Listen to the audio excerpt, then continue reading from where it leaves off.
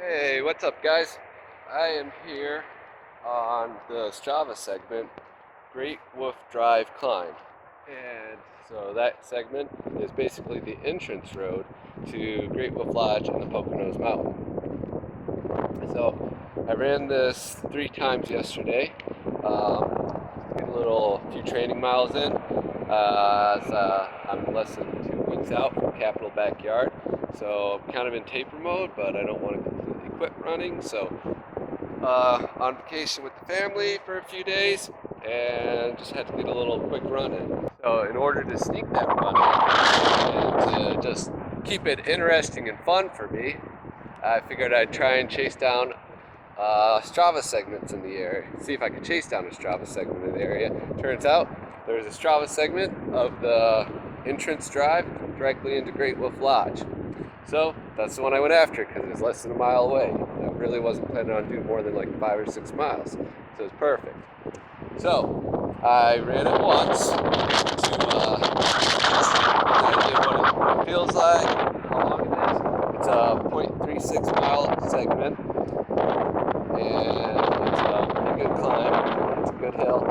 It's got 165 feet of gain in that 0.36 mile length, so it comes out to an 8.7% grade. So it's not flat, and I have not been training on hills, and I've not been training for speed. So a short segment for speed, that's pretty good grade and good climb.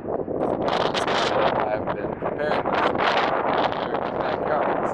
So I didn't really expect to do well when I was going to make this attempt, but I figured doing it well or not, I'll give it a shot, see what happens, see how close I can get to being able to crack that top 10 of the Strava segment. So my first attempt at going after the segment, I did it in 2 minutes and 56 seconds.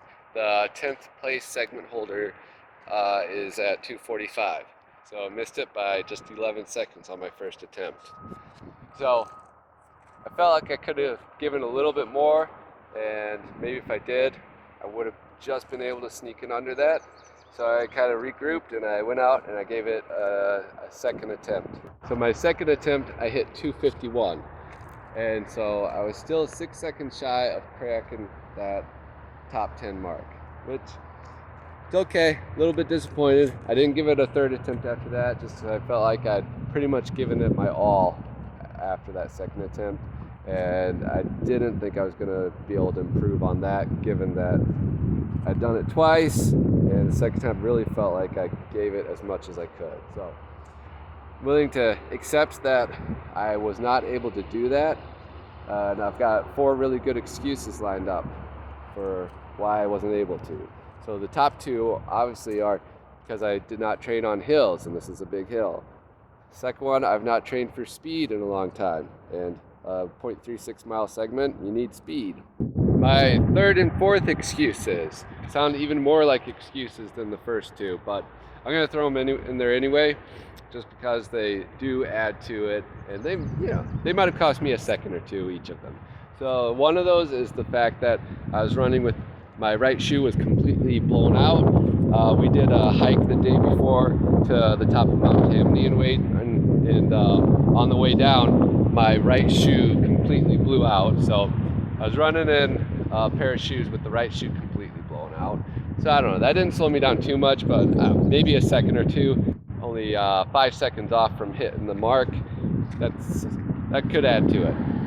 And then for the last excuse number 4, which probably did cost me a second or 2, but I don't know if you can hear it in my voice. I've got a little bit of a cold, got some congestion, and been coughing up some nasty phlegm and a little bit of congestion in the nose. So not in perfect health, so that might have cost me another second or 2. So 4 excuses, 2 pretty good ones, 2 questionable, but maybe if all of those excuses weren't there and everything had been perfect, I think I might have been able to crack that top 10. At least that's the story I'm telling. We'll put it that way. In the grand scheme of things, does any of that really matter? Nah, because I'm really not chasing down Strava segments. That was just something to do to keep the training fun and interesting. My primary goal is to earn a spot for the International Backyard Team Championships that are coming up in October. So all of my energy and focus really has been on preparing as best I can to perform to the best of my ability at Capital Backyard, which is in less than 2 weeks now, and hopefully I will secure a spot on the Backyard International team for the race at Biggs this coming October. So this is just a fun way to keep training interesting while I'm tapering, which isn't particularly my favorite thing to do. So not really upset about not hitting this goal, because it was not a big goal on my to-do list. It was just something for fun to do while I was here with family on vacation and sneaking in some training runs. And that's how you got to do it sometimes when you juggle training and family activities and work and everything else that goes on in everybody's busy lives. So with that, wish y'all good times, happy miles on the trails or roads, wherever you run, and keep it fun, and we'll see you next time.